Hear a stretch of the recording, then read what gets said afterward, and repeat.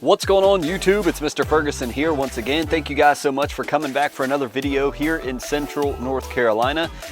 We may be interrupted today on this brief video with rainfall, but thank you for tuning in today. We're going to talk about for all of you that may be clicking on this video that planted your tall fescue, your Kentucky bluegrass, your cool season turf in the fall time, and now we're moving into spring and a lot of people up north are just getting started in their lawn care. We're going to talk about 3 ways you can totally ruin your lawn. And so we're going to jump into it right now. If you're new to the channel, make sure you subscribe, do a thumbs up. We do these random top 3 things, top 5 ways to do this, top 3, and then we do some product testing and stuff here on the channel. If you're interested in do-it-yourself lawn care type content for free, then make sure you subscribe to the channel. You can also look in the description of the video if you want to become a member. There's little perks. We're going to do a live stream here soon with my buddy Mr. Blake and Mr. Kevin, so you want to check that out. I'll be telling you guys probably in the community section of the page when we'll actually confirm that.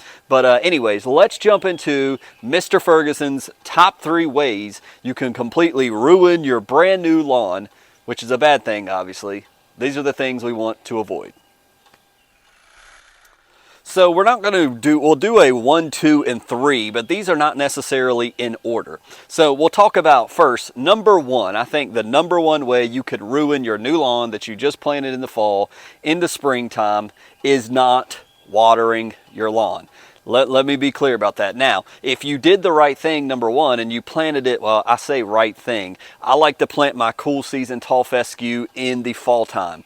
We've explained this many times. For those that have heard it, I apologize, but for the new people in the back, we plant our tall fescue and I do my seeding of my tall fescue in the fall. This gives it September, October, November, December, January, February, March, April, May. That's 9 months of growth of that tall fescue seed that it gets before summer really begins to heat up here. We get drier temps and we get high humidity and high heat here in Central North Carolina. That is completely opposite if I was to come out here in March and plant tall fescue, maybe 3 months. So you can see 3 months versus 9 months of root growth, of getting deep into the soil. So watering becomes very important. If our roots, and I've heard this from many different professionals, for those that have irrigation, the danger of having irrigation is you can water too much. If you water too much and your lawn is always swampy, or if you live in an area where you have a lot of water that it just sits on your lawn all the time, that's bad. Well, why is that bad? Because your roots doesn't really want to go deep into the ground. Your roots kind of want to stay on the surface because that's where the water is. And so so when the high stresses of heat or humidity or high stresses of the environmental weather comes, well, now your roots are not down in the deepness of the dirt and secure with nutrients and water. They're really on the surface. And that's the dangerous there. But let's talk about lack of water. So when we don't water our grass enough, maybe we planted it in the fall and then we get into spring and we come out and we're mowing it, and we're going to talk about mowing here in a few seconds. But if we don't pay attention to the 7-day forecast, if we don't pay attention to the weather patterns, we don't know. Now, even if we're not paying attention to the 7-day forecast, we can see, we've shown that here recently on my channel when we had dry conditions and lack of water here in Central North Carolina, we've shown what it will turn. It'll turn white, it'll dry up, the grass begins to naturally, the way God designed the grass, it will start to shrivel up, and it'll be a shriveled, it won't be a, laying out nice green thick blade like what you're seeing behind me right now. It begins to, number 1, it starts to shrivel up and it starts to make like a C. It starts to kind of enclose itself, almost like, protecting itself like we do when we get scared or nervous and really scary situations. And then it begins to lose the color of the plant as well. Over time, it begins to brown up, and eventually, if it never gets water, it will die. So we have to be, so there are signs of the lawn, even if you're not paying attention. When's the last time it rained? How much rain did we get? You can tell visually on our grass when it needs water. And also, we've talked about the difference in people that have well water versus paying for city water and all of those things. Well, Mr. Ferguson or whoever, I just don't have the money to use a sprinkler in my lawn. lawn, it's so costly. That factors in as well. But one of the biggest reasons, and I hear from professional people, there's YouTube videos about this. They'll go in the fall, they'll aerate, they'll seed. Everything is great because the temperatures at that time are trending downward towards winter. And then at winter, they're coming out and we're slowly getting rising soil temps and rising outside temperatures. But once we get into this time of year, people are not, they're going on vacation, they've got t-ball, they've got, you know, camping, they're doing all these other things, and they're outside, and some will work in the lawn, but they're not paying attention, and you can totally devastate and lose your lawn. You may make it through spring, but if you're not giving it the proper water, then you can absolutely lose the lawn. And a lot of lawn care companies like GCI Turf, I hear Pete where he talks about he has to have a conversation with the homeowner that they can do everything. They can, you know, they'll give you the grass seed, they'll aerate, they'll put down the humic, they'll put down all the starter fert and everything, but it's up to the homeowner to do the watering. And if you're not watering the lawn, then you're basically going to starve it of that hydration. And if it doesn't have hydration, it can't survive. It's got to have water. We are water people. We've got to have water in our bodies, and the grass has to have the water. So lack of water can absolutely take out your new lawn. So again, we'll go into number 2. What's number 2? My number 2 is another way you can lose your lawn in the spring or summertime would be lack of protection, specifically fungus and fungicides. I've experienced this. We've talked about this also on my channel. I thought this was a sham. I thought this was just something from the companies, like buy this product, put it down. It will protect you from funguses, and you'll be protected. And I've told this story 1,000 times, but it's the God's honest truth that in the lawn care plan, I was like, when my grass came up in the fall, I was like, man, it's so awesome. It's so cool. And I'm mowing grass, not weeds, for the first time. It's addicting. It's awesome. We've got stripes in the lawn, even though I didn't have a lawn striper back then. I was like, it's so cool to actually mow grass instead of weeds. And so when it came time to get in, and as I speak, here comes the rain, so we may need to hurry. But as we came into springtime, the next steps in my lawn care plan that I had purchased said, you need to be careful about fungus, especially tall fescue lawns. There's things called brown patch. There's things called rust. There's things called a dollar spot and gray leaf spot and all these terms. And I was like, okay, but what are the odds that I get that here?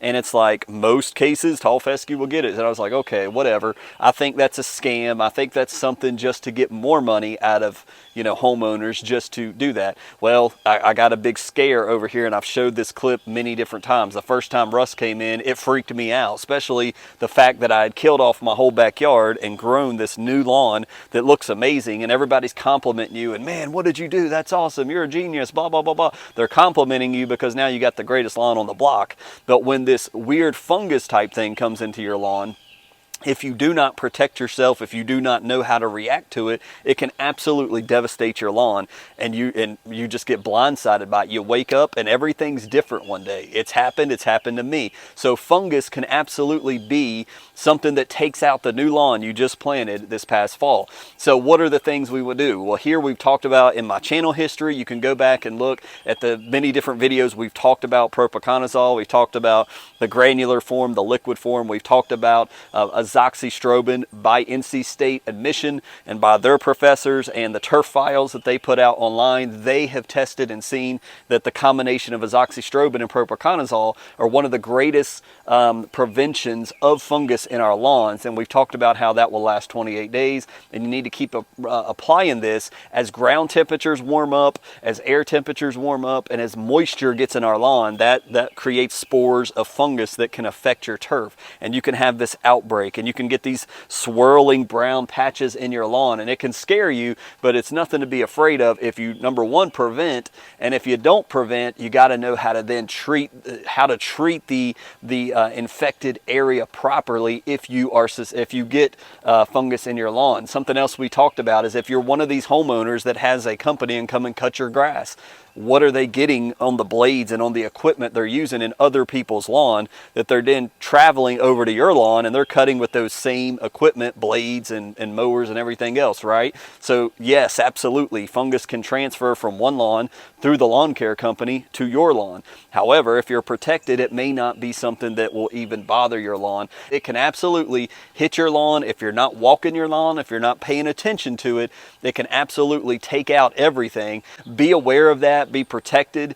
Make sure that you're protecting your lawn. Prevention is the best way, because if you prevent, you're using a little bit of product. Whereas if I come out and all of a sudden I haven't protected with fungicide and all of a sudden I see brown patch all over my lawn, now I have to increase the amount of product that I need to get rid of that out of my fescue. So what can take it out? Number 2 would be fungus.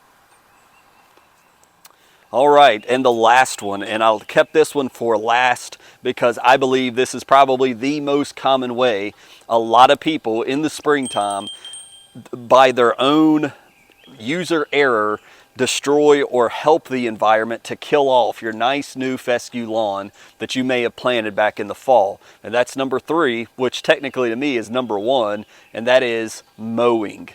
You heard me right, mowing. Well, Mr. Ferguson, or whatever your name is, I mow my lawn every year. How can just mowing the grass, be something that's bad? Well, mowing is actually good. Mowing the grass tells the top of the plant, when you're mowing it correctly, that it's telling it that, hey, don't put all your efforts in growing up top, you're getting chopped. Let's put our efforts in driving roots downward. We want our grass to have deep roots. That's the goal, that's the plan. That's why we want to plant it in fall instead of spring, so it has more time to establish and grow deep down in the dirt, so when summer comes, it's as deeply rooted as possible to survive the summer. But a lot of homeowners, and we hear this on multiple channels from other people, on other videos, and I've seen it everywhere in my neighborhood, and I'll tell you this story here in a second, but mowing. A lot of people will, and let me put a caveat to this, there are specific cultivars, as some people have pointed out in the comments correctly, there are cultivars of fescue that are designed and have been lab generated or created to be cut low. But there's some tall fescue that are not designed to be cut low. They're designed to be tall fescue. And so you have to know, what have I sown in my lawn? What's the recommended mowing height? I see a lot of people with tall fescue, they'll come out and mow it like they have Bermuda in their lawn. They'll buy, whatever, I just need a mower. They'll buy the rotary mowers that are used for like golf courses or something, and they'll just scalp fescue and they'll hit the crown of that plant, and you're basically adding stress to your fescue. And then the sun's coming, and then you get a period of lack of rain and your lawn just dies, and you're like, what the heck happened? Well, you're mowing it, a half an inch off the ground, and that's in the level spots. And then when you hit a hill, you're cutting it down a quarter of an inch, and you're killing it yourself. You're cutting the grass way too low. Again, some are designed to be mowed low in the proper cultivars and proper areas of your lawn, but a lot of homeowners, they cut their grass way too low. And I guarantee you'll hear that from lawn care companies. They'll come back and they're like, what the heck? They scalped it down way too low when it needs to be kept, 2.5 inches or taller in most cases. Not always, but in most cases. There's a lawn, for example, there's a lawn right up here in my neighborhood. I started walking in March. I like to walk my neighborhood. I get to see everybody's lawn, who's, trying to put grass out, who's not. And there was a lawn up here, and I was like, man, that looks pretty good. And they had what looked like rye and fescue in the lawn, and it looked great. And I looked, and it had a company sign right there by the road. So I knew, okay, they've been working with a company. No problem. I mean, it looks good. They're trying to get it established, and I don't blame them at all. But as I would begin to walk each and every week, I would come and say, oh, they mowed, and they was mowing that thing. And I'm like, oh my goodness, they was mowing that thing short. And it looks great short. I don't blame you, and I get the appeal. Cutting the grass short looks good, but they were cutting it way too short for what the type of grass type that they had. And over time, every time I come back, now I'm seeing some browning, and now I'm seeing some grass die off. It wasn't very mature grass either. And so them cutting it so low, I don't even think they realize they've helped contribute to it. Now it looks like almost any other lawn around them. You can still see some of the good grass that they planted, but it doesn't look outstanding like it did in early spring. It's faded every single day. And most of the reason is because of the way they've treated it with mowing it. They've done it themselves and not known it. So one of the things I wanted to mention is, how high are you mowing your grass? Be aware of that. Even if you're like, well, Mr. Ferguson, I don't have grass like you, but I am beginning to work up and build knowledge to plant in this coming up fall. These are the things you can put into practice now. I would go 3 inches or taller. That's just me. I don't really go below 3 inches in my lawn at all. I never go below 3 inches. 3 inches is as short as I go.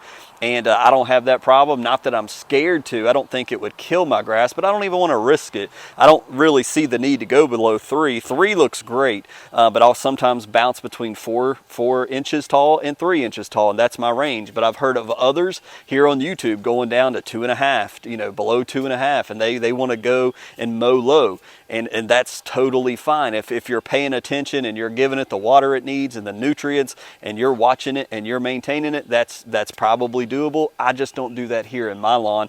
I've got GCI turf type tall fescue. We keep it 3 to 4, and I'm happy with that. So those are some of the top 3 things, which are somewhat obvious, but watering, how fungus can get in our lawn during the spring and the warmer months, and also our mowing height. These are 3 things that absolutely can devastate and help to take down your new lawns. Once or twice a week, just walk your lawn. If you have an animal, obviously, or if you're just walking while you're mowing, pay attention to what's in, like, what is this over here? Where we can see weeds in the lawn, we can see the development of fungus, and also is my grass shriveling up in areas? Do I have dry spots? You may want to check out some of the what we call the gapping products, like hydrotane or wetting agents, foreplay, adding sea kelp to the lawn, other things that can be stress reducers in our lawn to help us in the spring and in the heat. So I hope this has been somewhat informative or helpful for someone out there. This is kind of basic stuff here, but 3 things that can help you contribute to hurting your lawn, and obviously we don't want to do that. We want you to be successful.